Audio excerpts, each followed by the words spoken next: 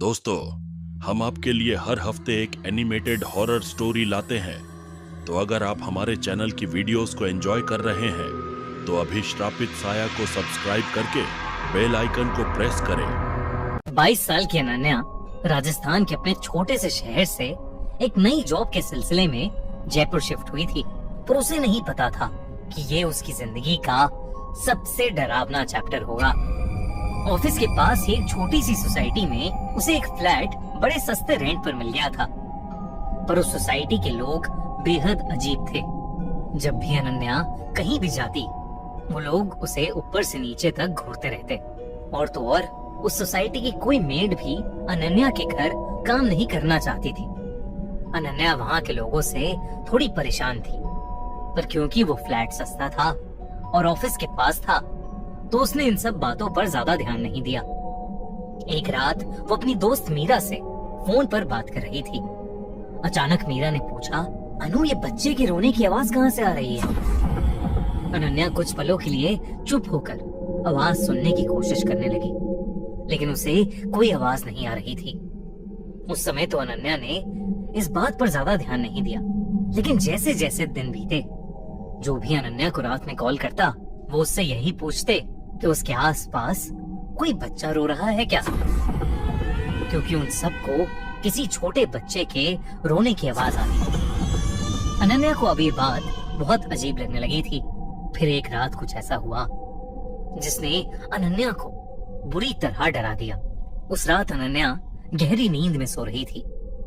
रात के करीब 1 बज रहे थे, तभी उसे किसी छोटे से बच्चे की जोर जोर से रोने की आवाज आई, जिससे उसकी नींद टूट गई। पर जैसे ही उसने आंखें खोली, वो आवाज बंद हो गई। अनन्या ने चिल्लाकर पूछा, कौन है? कोई जवाब नहीं आया। फिर अचानक से एक धीमी सी हंसी की आवाज आई, जैसे कोई अनन्या का मजाक बना रहा हो। अनन्या ने उस आवाज की तरफ देखा तो वो चौंक उठी। उसने देखा कि कोई बहुत छोटा सा बच्चा उसके कमरे के दरवाजे के पीछे छुपा बैठा है। अनन्या ने जैसे ही उसकी तरफ देखा, वो बाहर भागा। अनन्या उसके पीछे भागी, पर उसे अपने फ्लैट में कोई भी नहीं मिला। और जब वो अपने कमरे में आई, तो उसके कमरे के शीशे पर किसी छोटे से बच्चे के हाथों के लाल निशान थे।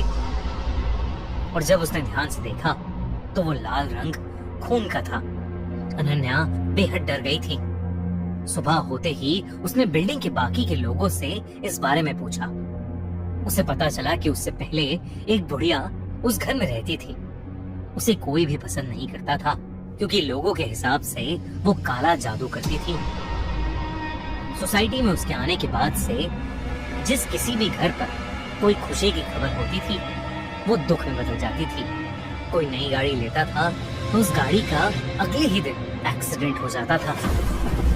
किसी को जॉब में प्रमोशन मिलता तो उसकी तबीयत इतनी खराब हो जाती तो उसे जॉब ही छोड़नी पड़ती थी।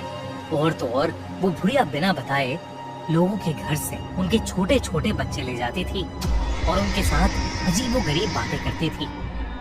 कई बार तो बच्चे उसके घर में सोते हुए मिलते थे, जैसे शायद उसने बच्चों को नींद या बेहोशी की दवा खिलाई हो। सोसाइटी वाले उससे बहुत परेशान हो गए थे। सोसाइटी की सेक्रेटरी ने उससे लड़ाई भी की, लेकिन उस पर कोई असर नहीं हुआ। और एक बार तो किसी ने उसे पास के कब्रिस्तान से, एक कब्र से कोई डेड बॉडी निकालते देखा, जिसे वो बाद में अपने घर ले गई। उसके बाद कुछ दिनों तक उसके घर से बहुत शोर आने लगा, जैसे वो कोई बहुत बड़ी पूजा कर रही हो। और फिर एक सुबह उनकी सोसाइटी के सेक्रेटरी का सर काटकर मर्डर कर दिया था। उसकी पूरी बॉडी पर किसी छोटे बच्चे के नोचने के निशान थे। उस दिन सोसाइटी वालों ने उस बुढ़िया को जोर जबरदस्ती से उसके घर से बाहर निकाल दिया, लेकिन वो उन सबको देखते हुए बस हंसती रही। बहुत हंगामा हुआ था उस दिन। जब ओनर ने घर के अंदर जाकर देखा, तो घर के अंदर बहुत सारा तंत्र विद्या का सामान और एक छोटे लड़के का कंकाल मिला। लोग कहने लगे कि उस रात उस बुढ़िया ने काले जादू से एक कच्चा कलवा बनवाया था और उसी कच्चे कलवे ने उसे मारा था। इस इंसिडेंट के बाद काफी टाइम तक वो घर खाली था और उसके बाद अनन्या वहां रहने आई थी। ये सब सुनने के बाद अनन्या बहुत घबरा गई थी। वो अपने घर आई और कच्चा कलवा के बारे में ऑनलाइन पढ़ने लगी। उसे पता चला कि जब साल भर से छोटे बच्चे की मौत हो जाती है तो उसकी बॉडी जलाई नहीं जाती बल्कि उसे दफनाया जाता है। कई काला जादू करने वाले लोग उसकी बॉडी को जमीन से निकालकर उसकी बॉडी पर कच्चा कलवा की साधना करते हैं, जिससे वो उस बच्चे की आत्मा को अपने वश में कर लेते हैं और अपना मन चाहा काम करवाते हैं। अनन्या ये सब पढ़कर चौंक गई थी। उसे ये सब बहुत ही खतरनाक लग रहा था। तभी अचानक से घर की लाइट चली गई और घर में अंधेरा हो गया। एकदम से उसे सांस लेने में दिक्कत होने लगी। उसे ऐसा लग रहा था जैसे कोई उसका गला दबा रहा है। पसीने में तरबतर वो किचन में एक गिलास पानी लेने गई तो उसके हाथों से गिलास छूट गया। उसने जब किचन की खिड़की में अपने आप को देखा तो उसके गले पर छोटे छोटे उंगलियों के निशान थे, जैसे किसी बच्चे ने उसका गला घोटने की कोशिश की। तभी उसे अपने कमरे से एक बहुत तेज आवाज आई, किसी छोटे से बच्चे के बहुत तेज रोने की आवाज। वो कमरे में गई तो वो आवाज कहीं ऊपर से आ रही थी। अनन्या ने ऊपर देखा तो उसके होश उड़ गए। उसकी कबर्ड के ऊपर से उसे धीरे धीरे दो हाथ बाहर आते दिखे और फिर एक बहुत ही खूंखार सा दिखने वाला बच्चे का चेहरा दिखा। ऐसा लग रहा था कि उस बच्चे का पूरा शरीर सड़ चुका है। उस बच्चे के नुकीले दांत और लंबे काले नाखून थे। अनन्या को समझ आ गया था कि ये उसी बच्चे की खतरनाक आत्मा है जिसे वो बुढ़िया घर लेकर आई थी। वो अनन्या को देखकर बहुत ही भयानक तरीके से मुस्कुरा रहा था। इससे पहले कि वो कुछ कर पाती, वो बच्चा अनन्या के ऊपर कूद पड़ा। अनन्या ने फौरन घर का दरवाजा खोला और लिफ्ट की तरफ भागी, पर लिफ्ट बंद पड़ी थी।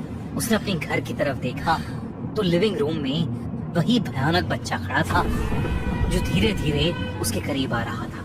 अनन्या ने घबराकर अपने पड़ोसी के घर की बेल बजाई, पर कोई बाहर नहीं आया। तभी अनन्या का फिर से दम घुटने लगा। वो किसी तरह भागकर अपनी सोसाइटी के गेट पर पहुंची तो सिक्योरिटी गार्ड उसे इस हालत में देखकर चौकन्ना हो गया। गार्ड को लगा कि शायद कोई बदमाश सोसाइटी में घुस आया है, इसलिए वो अनन्या के फ्लैट की तरफ भागा। इससे पहले कि वो सिक्योरिटी गार्ड को कुछ बोल पाती, वो सिक्योरिटी गार्ड ऊपर जा चुका था। कुछ ही देर में अनन्या को उस गार्ड की चीख सुनाई दी। वो पीछे पलटी तो उसने देखा कि ऊपर से कुछ नीचे गिरा है। वो उसी सिक्योरिटी गार्ड की लाश थी, गले पर वैसे ही निशानों के साथ जैसे अनन्या के गले पर थे। और ऊपर उसकी बालकनी में वही डरावना बच्चा था, पर इस बार उसकी आंखों से खून बह रहा था। पूरी सोसाइटी में हल्ला मच गया। सूरज उगते ही एक पंडित को बुलाया गया।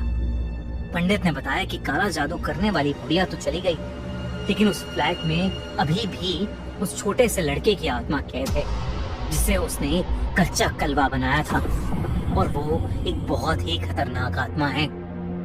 अनन्या ने उसी दिन वो फ्लैट छोड़ दिया और कहीं और शिफ्ट हो गई।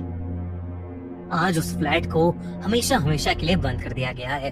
अनन्या को फिर कभी वो बच्चा नहीं दिखा, लेकिन आज भी वो किसी छोटे से बच्चे के रोने की आवाज से बेहद डर जाती है। हमारे चैनल श्रापित साया को अभी सब्सक्राइब करें, क्योंकि हम हर हफ्ते ऐसे एनिमेटेड हॉरर स्टोरी लाते रहते हैं।